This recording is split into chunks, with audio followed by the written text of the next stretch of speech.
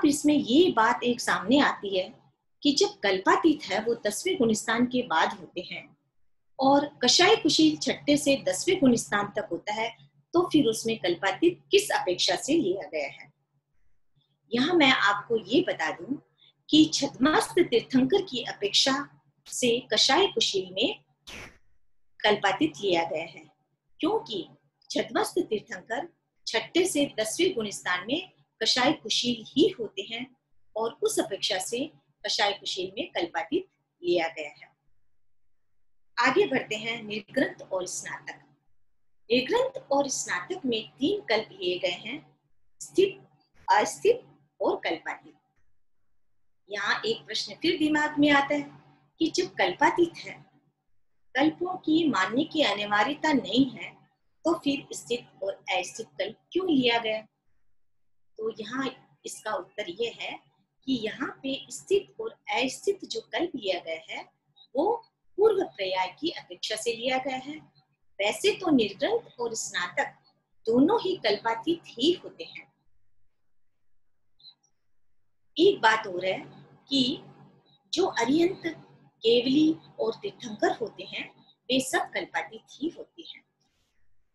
5वां द्वार है चारित्र द्वार, जिसे कि संयम द्वार भी कहा जाता है। प्रथम 3 यंठा है, उसमें सिर्फ 2 ही चारित्र लिए गए हैं, सामायिक और क्षेत्रोपस्थापनी, क्योंकि प्रथम 3 यंठा दोष लगाने वाले होते हैं, अतः उसमें परिहार विशुद्धि चारित्र, सूक्ष्म संप्राय चारित्र और यथाख्यात चारित्र ये तीनों ही नहीं पाते हैं। नेक्स्ट आता है कषाय कुशील। कषाय कुशील में प्रथम 4 चारित्र लिए गए हैं यथाख्यात को छोड़कर, क्योंकि कषाय कुशील वाले छठे से लेकर 10वें गुणस्थान वाले होते हैं, तो छठे से 9वें गुणस्थान के हिसाब से तो सामायिक और क्षेत्रोपस्थापनीय चारित्र लिया गया है, छठे 7वें गुणस्थान की अपेक्षा परिहार विशुद्धि चारित्र लिया गया है और 10वें गुणस्थान की अपेक्षा से सूक्ष्म संप्राय चारित्र लिया गया है। अब आते हैं निर्ग्रंथ और स्नातक में। क्योंकि ये वीतरागी गुणस्थान वाले यंठा है, तो उनमें चारित्र भी एक ही पाता है, सिर्फ यथाख्यात चारित्र, क्योंकि यथाख्यात चारित्र के 4 गुणस्थान है, 11, 12, 13, 14। छठा द्वार है प्रतिसेवना द्वार। पहले हम ये जानेंगे कि प्रतिसेवी और अप्रतिसेवी किसे कहते हैं। जो संयम के विरुद्ध आचरण करते हैं वे प्रतिसेवी हैं, और जो संयम में किसी भी प्रकार का दोष नहीं लगाते हैं वे अप्रतिसेवी हैं। प्रथम 3 नियंठा है वो दोष लगाने के कारण प्रतिसेवी ही होते हैं। अब यहाँ पे एक बात जानने योग्य है कि पुलाक लब्धि का प्रयोग करते समय नियमा वे प्रतिसेवी ही होते हैं। अगर चक्रवर्ती की सेना का विनाश करते हैं तो वे मूल गुण प्रतिसेवी होते हैं, और यदि सेना को भयभीत करते हैं तो वे उत्तर गुण प्रतिसेवी होते हैं, और लब्धि के प्रयोग का संकल्प करने पर भी वे उत्तर गुण प्रतिसेवी ही होते हैं। बखुश है वो उत्तर गुणों में दोष लगाता है और प्रतिसेवना मूल गुण उत्तर गुण दोनों में दोष लगाते हैं, इसलिए ये दोनों प्रतिसेवी ही कहलाते हैं। अब आता है कषाय कुशील। कषाय कुशील को अप्रतिसेवी कहा गया है, क्योंकि विशिष्ट परिणाम के कारण प्रायश्चित के सम्मुख हो, उस हिसाब से इससे अप्रतिसेवी कहा गया है। कषाय कुशील वाले साधु आहारक लब्धि का प्रयोग करते हैं, लेकिन विराधना की प्रवृत्ति से नहीं करते हैं, अतः मूल गुण और उत्तर गुण में दोष नहीं लगता है, इसलिए वे अप्रतिसेवी ही है। जयाचार्य ने अपनी भगवती जोड़ में कषाय कुशील को 6 दिशा और 4 संज्ञा वाला बताया है, इसलिए कभी कभी संज्वलन कषाय के उदय के कारण वे दोष लगाते हैं तो प्रतिसेवी भी हो सकते हैं। और निर्ग्रंथ और स्नातक ये दोनों, इनमें कषाय का उदय नहीं होता है, इसीलिए ये अप्रतिसेवी ही है। अगला द्वार है ज्ञान द्वार। ज्ञान द्वार में हम ये जानेंगे कि किस किस नियंता में कौन कौन सा ज्ञान होता है और वे कितने ज्ञान का अध्ययन करते हैं। उलाप, वपुष और प्रतिसेवना, इन तीनों में 3 ज्ञान पाया जाता है, मति ज्ञान, श्रुत ज्ञान और अवधि ज्ञान। उलाप, वपुष और प्रतिसेवना में ज्ञान के 2 विकल्प पाते हैं। यहाँ विकल्प का अर्थ है कि एक साथ कितने ज्ञान हो सकते हैं। प्रथम विकल्प है मति ज्ञान श्रुत ज्ञान का और दूसरा विकल्प है मति ज्ञान श्रुत ज्ञान और अवधि ज्ञान का। कषाय, कुशी और निर्ग्रंथ में 4 ज्ञान पाते हैं, मति ज्ञान, श्रुति ज्ञान, अवधि ज्ञान और मन प्रिय ज्ञान। इनमें भी ज्ञान के 4 विकल्प पाते हैं। प्रथम है मति शुद्ध, दूसरा है मति ज्ञान श्रुति ज्ञान अवधि ज्ञान, तीसरा है मति ज्ञान श्रुति ज्ञान मन प्रिय ज्ञान और चौथा है मति ज्ञान श्रुति ज्ञान अवधि ज्ञान और मन प्रिय ज्ञान। उलाप और वपुष और प्रतिसेवना, ये तीनों ही प्रतिसेवी होते हैं, इसीलिए इनमें मन प्रिय ज्ञान नहीं होता है, क्योंकि मन प्रिय ज्ञान रिद्धि प्राप्त अप्रमत्त अनगार में ही होता है। कषाय कुशील है, इसमें 14 पुरों का ज्ञान होता है और 14 पुरों का जो ज्ञान होता है वो बहुत विशिष्ट होता है। आहारक लब्धि के लिए भी 14 पुरों का ज्ञान बताया गया है। भगवती के शतक 5 और उद्देशक 4 में 14 पूर्वी को केवली के समान अर्थात शुद्ध केवली कहा गया है। अध्ययन की अपेक्षा उलाप में जघन्य 9वें पूर्व की तीसरी आचार वस्तु और उत्कृष्ट 9 पूर्वों का ज्ञान होता है, जबकि वपुष और प्रतिसेवना में जघन्य 8 प्रवचन माता और उत्कृष्ट 10 पूर्वों का ज्ञान होता है और कषाय, कुशील और निर्ग्रंथ में जघन्य 8 प्रवचन माता और उत्कृष्ट 14 पूर्वों का ज्ञान होता है, जबकि स्नातक है वो अध्ययन की अपेक्षा शुद्ध व्यतिरिक्त होते हैं। यहाँ शुद्ध व्यतिरिक्त का अर्थ है नामांकित सूत्रों के अतिरिक्त शेष अनंत ज्ञान राशि, यानी हमारे आचार्यों के द्वारा जितने भी सूत्र हमें दिए गए हैं उसके अतिरिक्त और भी बहुत अथाह अनंत ज्ञान राशि है, उनको जानने वाले केवल ज्ञानी कहलाते हैं। 8वां द्वार है तीर्थ द्वार। प्रथम 3 नियंठा, ये तीनों तीर्थ में ही होते हैं और अंतिम 3 नियंठा तीर्थ और अतीर्थ दोनों में ही होते हैं। तीर्थंकर भगवान द्वारा जो चतुर्विध संघ साधु, साध्वी, श्रावक, श्राविका रूप तीर्थ की जो विद्यमानता में जो साधु और साध्वी होते हैं वे तीर्थ में कहलाते हैं, और जो तीर्थ के प्रवर्तन से पहले अथवा तीर्थ विच्छेद के बाद जो प्रत्येक बुद्धादि साधु होते हैं वे अतीर्थी कहलाते हैं। यहाँ पर उलाप, वपुष, प्रतिसेवना, इन तीनों को सिर्फ और सिर्फ तीर्थी में ही गिना गया है, क्योंकि तीर्थी में ही दोष लगाने पर वे विशुद्ध भी हो जाते हैं। और जो कषाय, कुशील, निर्ग्रंथ और स्नातक है वो तीर्थी के अतिरिक्त अतीर्थी भी कहे गए हैं। इनके 2 एग्जाम्पल हैं।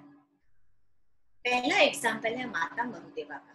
माता मरुदेवा है वो तीर्थ की स्थापना से पहले ही केवल ज्ञानी होकर के मोक्ष चली गई थी। और दूसरा एग्जाम्पल है छद्मस्त तीर्थंकर का, क्योंकि छद्मस्त तीर्थंकर है वो 6ठे गुणस्थान से लेकर के 10वें गुणस्थान तक कषाय कुशील ही होते हैं और वे अतीर्थी ही होते हैं। फिर श्रेणी चढ़ते समय वे 12वें गुणस्थान में निर्ग्रंथ और 13वें गुणस्थान में केवली बन करके स्नातक हो जाते हैं। इस प्रकार इन तीनों में यानी कषाय, कुशील, निर्ग्रंथ और स्नातक, इन तीनों में तीर्थी के साथ अतीर्थी भी लिया गया है। 9वां द्वार है लिंग द्वार। 2 प्रकार के लिंग होते हैं, द्रव्य लिंग और भाव लिंग। और द्रव्य लिंग के 3 प्रकार हैं। पहला है स्वलिंग और दूसरा अन्य लिंग और तीसरा गृहलिंग। स्वलिंग माने रजोहरण युक्त धातु का वेश, अन्य लिंग अन्य तीर्थिक वेश और गृहलिंग हो गया गृहस्थ का वेश, और भावलिंग में ज्ञान, दर्शन, चारित्र, रूप, संयम आदि होते हैं। अब प्रश्न ये आता है कि जब द्रव्य लिंग लिया गया है तो उसके तीन जो अलग प्रकार है उनको लेने की क्या विवक्षा है? वो इसलिए है कि इन तीनों में से कोई भी एक हो सकता है, परंतु यहाँ समुच्चय की अपेक्षा से 5 लिए गए हैं और ये पांचों लिंग है वो 6 के 6 निर्ग्रंथ में पाए जाते हैं। मैंने पिछली क्लास में स्वलिंग, अन्य लिंग और गृहलिंग का उदाहरण दिया था। आज फिर बताना चाहूंगी कि जैसे भरत चक्रवर्ती थे, वो अपने अरिसा भवन में बैठे बैठे ही उनको केवल ज्ञान हो गया था और वे फिर साधु का वेश करके और जैन साधु के वेश में स्वलिंग में वे फिर मोक्ष चले गए थे। उसके बाद में अन्य लिंग है पुलाक में अन्य लिंग किस प्रकार लिया गया है? जैसे मान लो कोई पुलाक लब्धि वाला साधु है, उसे एक देश से दूसरे देश में जाना है और बीच में कोई अनार्य क्षेत्र आ जाता है। अनार्य क्षेत्र मतलब जहाँ पे साधु साध्वियां विचरण नहीं कर सकते हैं और जहाँ पे धर्म नहीं होता है, किंतु वहां पर वे धर्म की प्रभावना या धर्म की सुरक्षा के लिए जाते हैं। किंतु उसमें प्रवेश करने के लिए उनको दो बातें अपनानी पड़ती है, या तो उनको गृहस्थ वेश में आना पड़ता है, स्वलिंग से गृहलिंग में आना पड़ता है, या फिर उनको वहीं के वेश को धारण करना पड़ता है, यानी अन्य लिंग में जाना पड़ता है। फिर वहां पे वो अपना जो भी काम करना है उनको करके वापस अपने लिंग में आ जाते हैं, प्रायश्चित करते हैं। इस प्रकार अन्य लिंग लिया गया है।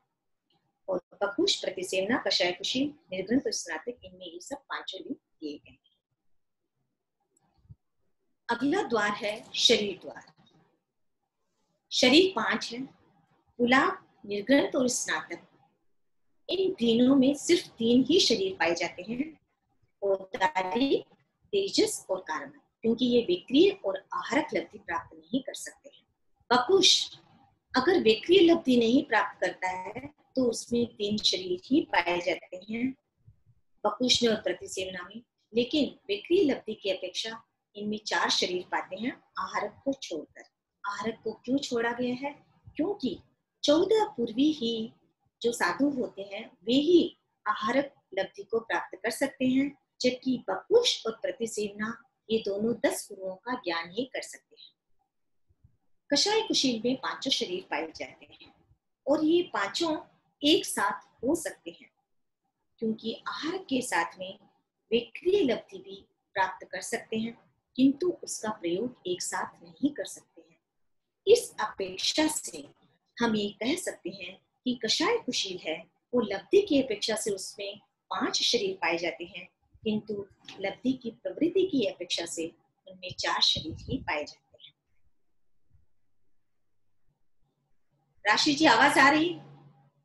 हाँ, आवाज आ रही है। थोड़ा आपके आसपास अगर कोई मोबाइल वगैरह है तो उसको थोड़ा दूर कर दीजिए, एक्स्ट्रा में कुछ है तो।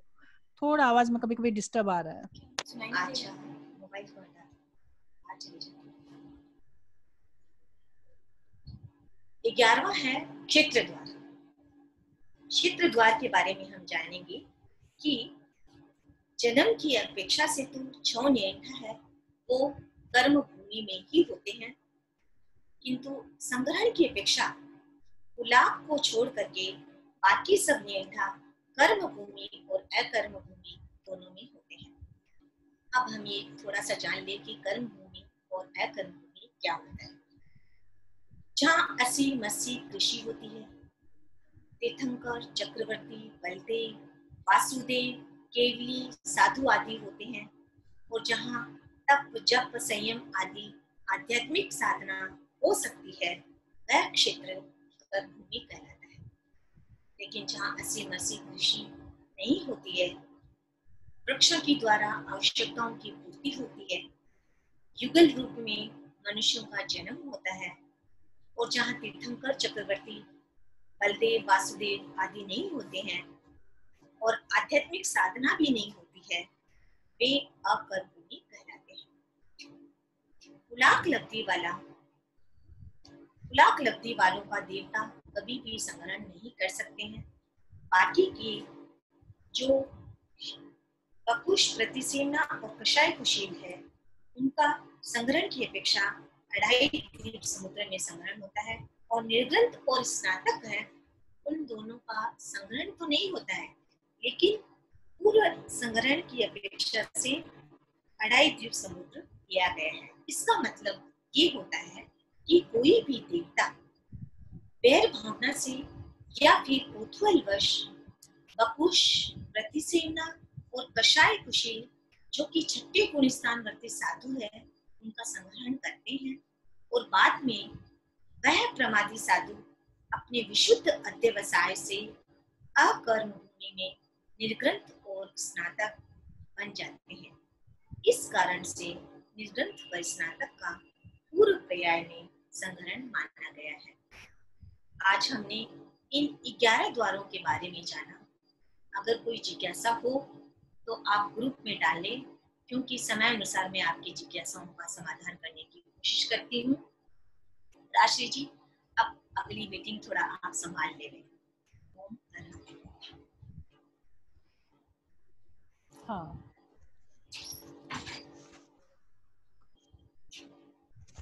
जय जिनेंद्र सभी से। आज थोड़ा मीटिंग डिले हो गया, उसके लिए क्षमा प्रार्थी हूँ।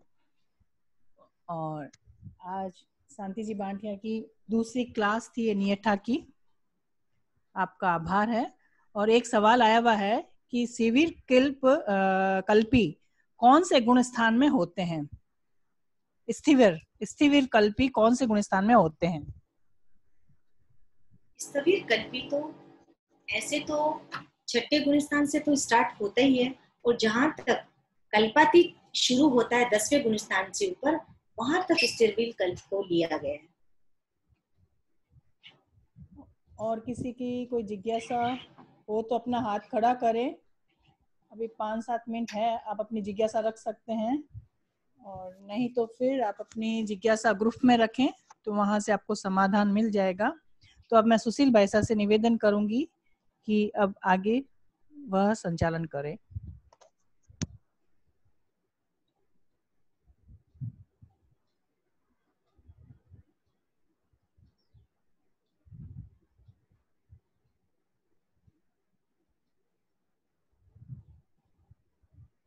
हेलो सुशील भाई साहब, को मेरी आवाज आ रही है?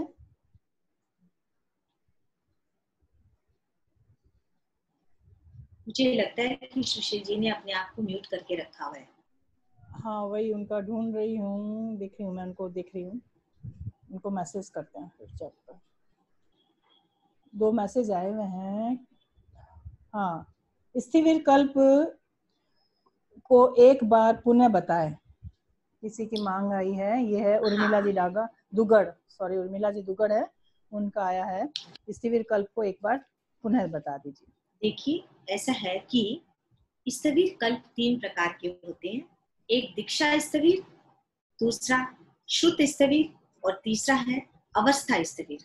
इनमें क्या होता है, बड़े छोटों का भेद होता है ना। आप अपने आप को अनम्यूट करें। हाँ, इनमें क्या होता है, बड़े छोटों का भेद होता है, क्योंकि दीक्षा स्थिविर मतलब जो दीक्षा में बड़े छोटे होते हैं, श्रुत स्थिविर जो ज्ञान में कम ज्यादा होते हैं, और अवस्था स्थिविर जो कि उम्र में बड़े छोटे होते हैं। इसीलिए जहाँ कल्पातीत आ जाता है, वहां स्थिविर कल्प खत्म हो जाता है, क्योंकि कल्पातीत में छोटे बड़ों का भेद नहीं होता है, जबकि इसमें स्थिर कल्प में छोटे बड़ों का भेद होता है।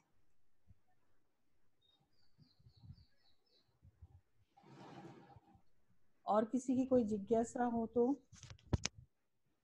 बहन अपना हाथ खड़ा कर सकते हैं, नहीं तो मैं पुनः सुशील वैसा को अनुरोध कर रही हूँ कि वो अपने आप को अनम्यूट करें और कुछ बताएं। अच्छा, प्रियंका जी, मैं उनका अनम्यूट कर रही हूँ। प्रियंका कटारिया जी हैं। हाँ प्रियंका जी, अब आप बोल सकते हैं। आप अपनी तरफ से अनम्यूट कर लीजिए। हाँ जी, कल्पातीत 11वें गुण स्थान से होते हैं या 10वें से होते हैं? मतलब 10 के बाद बोलते हैं? 10वें के बाद, 10वें के बाद बोलते हैं 11वें से। हाँ, 10वें के मतलब बाद 11वें से समझिए, 10वें के बाद बोलते हैं तो 11वें से ही समझिए। हाँ अच्छा, 11वें से 10वें तक कषाय कुशील होते हैं। हाँ, तो कषाय कुशल में हालांकि कल्पातीत लिया गया है, वो छठे हाँ। गुण स्थान से लिया गया है। मतलब ये ध्यान अच्छा। रखिए कि हाँ। ऐसे कल्पातीत 11वें गुण स्थान से होते हैं, लेकिन कषाय कुशल तो 10वें गुण स्थान तक है। तो फिर क्यों अच्छा। उसमें कल्पातीत लिया गया? क्योंकि हाँ। छठे गुण स्थान से जो छठमास्थ तीर्थंकर है वो छठे गुण स्थान से कल्पातीत होते हैं, और जो साधारण साधु है वो 10वें गुण स्थान के बाद कल्पातीत होते जी थैंक यू। और किसी का? हैं। सुशील जी भाई साहब क्यों चुप है? हाँ वही, उनका अनम्यूट क्यों नहीं हो रहा है? 1 मिनट में कॉल करके उनसे पूछती हूँ अपने आप।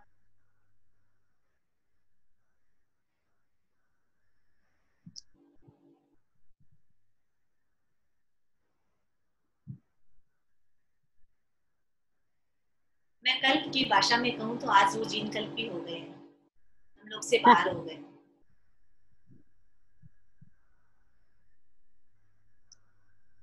हमने बहुत बार उनका आह्वान किया लेकिन वो आ ही नहीं रहे।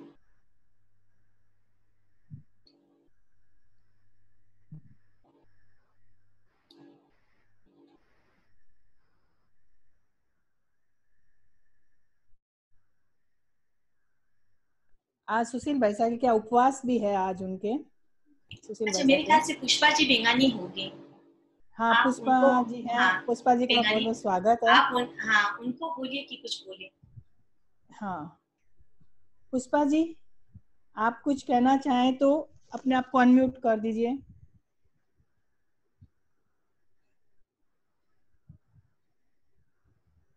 हेलो। हेलो।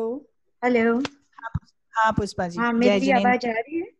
हाँ हाँ आ आ जय रही रही है। है। जिनेन्द्र। जय जिनेन्द्र पुष्पा हाँ, जी। जय जिनेन्द्र। मैं आपकी लगभग रोज ही क्लासेस ले रही हूँ अभी, हाँ और मुझे बहुत अच्छी लग रही है।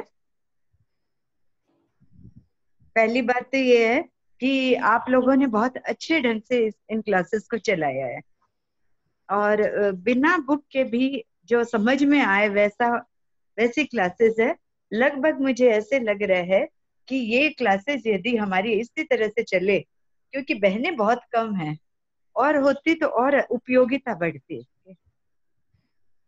मुझे ये लग रहा है, तो यदि बहनें थोड़ी और जुड़ जाएं हमारी, तो ये उपयोगिता और बढ़ सकती है। जिस हिसाब से मैं देख रही हूँ कि क्लासेस है वो इतनी बढ़िया है कि यदि उसको एक बार सुने तो एकदम पूरा समझ आता है कि ये क्या चीज है क्या नहीं। तो एक बार पढ़ा हुआ और एक बार सुना और वापस पढ़े तो मुझे ये लगता है कि ये बाई हार्ट ही हो जाएगा, याद ही हो जाएगा। क्योंकि आप लोग एक होमवर्क करके आ रही हैं लगभग। शांति भाई की पिछली क्लास भी बहुत अच्छी थी, इस वाली भी बहुत अच्छी है, और उर्मिला जी की भी बहुत क्लियर थी एकदम, और चांद भाई की भी मुझे बहुत अच्छी लगी। सबकी क्लासेस अच्छी थी। बस अभी यदि राष्ट्रीय जी, यदि और हाँ बहनें जुड़े या जो भी परीक्षार्थी जुड़े तो लाभ हो हाँ हाँ, सकता है इसका। सही बात है। वही हम प्रयास तो करेंगे। नहीं, पुष्पा जी पूरा प्रयास मैं करेंगे। थोड़ा सा बता देता हूँ कि एक्चुअल में अभी जो 6 ग्रुप है ना, उसमें जैसे हाँ नियट्ठा, गतागत, काय स्थिति और संजया है, उसके मैसेज हम क्लास 5 और क्लास 6 में भेजते हैं, और जो मैसेज क्लास 2 से 6 में हाँ, तक वो तो भेजते हैं ठीक है। तब लगभग 80-90 की उपस्थिति रहती है। और वैसे ही अगर वो क्लास 3 का कोई नहीं होता है तो वो 3, 4, 5, 6 में भेज देते हैं। उस वजह से थोड़ा फर्क पड़ता है। नहीं वो सही है। हाँ, और जो नहीं 50 नहीं वो 52 की ठीक है, पर उपस्थिति 52 की उपस्थिति संजया नियट्टा गतागत के लिए अच्छी मानता हूं मैं। हाँ ठीक है, थोड़ी संख्या बढ़ जाए तो भाई इनका प्रयास तो उतना ही लगता है, सबका समय एक्चुअली भी में ये लगता ना, है। वो है हाँ ना हमारे, हाँ हमारे परीक्षार्थी लगभग ये दोनों के मिला के हाँ 150 के आसपास तो कम हाँ, से कम परीक्षार्थी होते हैं। 150 ठीक है। हो जाता है 200 तक। हाँ हाँ, तो मुझे लगता है कि उनको लाभ मिल जाएगा। ये उनकी अवेयरनेस नहीं है, आपकी नहीं है कमी इसमें कहीं। नहीं नहीं, कमी की बात नहीं है, और उनको ये उन, सब चीजें कई चीजें रहती है। हमने तो अपना टाइम फिक्स कर लिया 4 से 4:40। हाँ और हाँ मैं ये भी जानता हूं, जैसे अभी मेरे को पता है कि समन